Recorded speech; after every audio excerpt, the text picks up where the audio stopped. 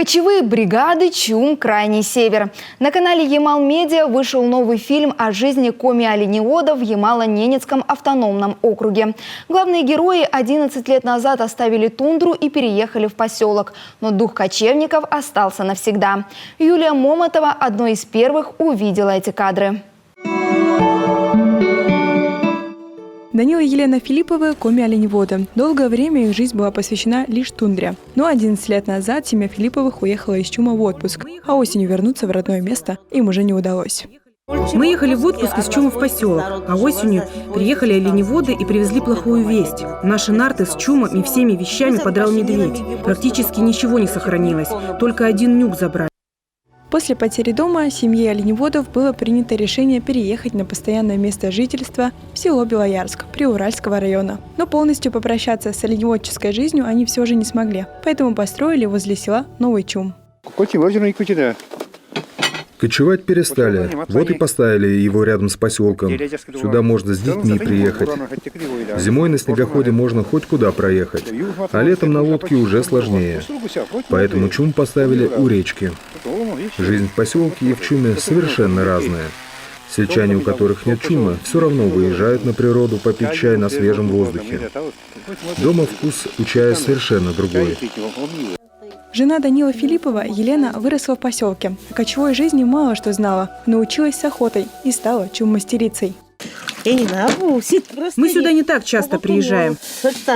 В первый год жили с мужем в ЧУМе постоянно, ночевали здесь. Данил мастерил, я занималась ЧУМом, шила новые покрытия для него. Шесты остались еще от кочевого ЧУМа, а все покрытия пришлось по-новому сшить.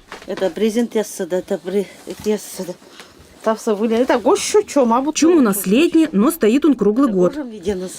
Как правило, коми-оленеводы кочуют бригадами. Жены ЧУМ-работницы, а мужья – оленеводы. В деревне бригады совещаются с председателем, разрабатывают свои маршруты передвижения так, чтобы не пересекаться и не опустошать пастбища. Бригадиром сначала был отец, потом старший брат, а после него 15 лет этот пост занимал я. Для бригадира главное дружно с пастухами жить, помогать друг другу, заменять на дежурстве, если нужно куда-то съездить. Думаю, что не каждый человек сможет быть бригадиром. Нужен волевой характер. Сам Данил Филиппов, настоящий кочевник, признается, в селе жить ему нелегко, скучает по жизни в тундре. В первые годы Данил очень скучал по ЧУМу. И сейчас ему трудно, если он осенью и весной не съездит к оленям. Для него олени словно болезнь. Каждый год осенью и весной он ездит в ЧУМ к своим оленям, помогает оленеводам. Но жизнь в ЧУМе нравится не только взрослому поколению, но и молодежи. Когда родители оставили кочевую жизнь, я училась в 1 или во 2 классе. Я смутно помню жизнь в тундре, была совсем маленькой, но хорошо знаю этот ЧУМ. Здесь мы отдыхаем, собираем ягоды, надеваем нашу коми-одежду и отмечаем праздники. Кочевая жизнь в тундре, олени, ЧУМ, огромные просторы, крайний север. Небольшие города, ни гаджеты не заменят этот дух кочевника. Не зря коми-оленеводы между собой говорят: человека можно вырвать из тундры, а из человека тундру нельзя. Она в сердце. Юлия Момотова, телеканал Юрган.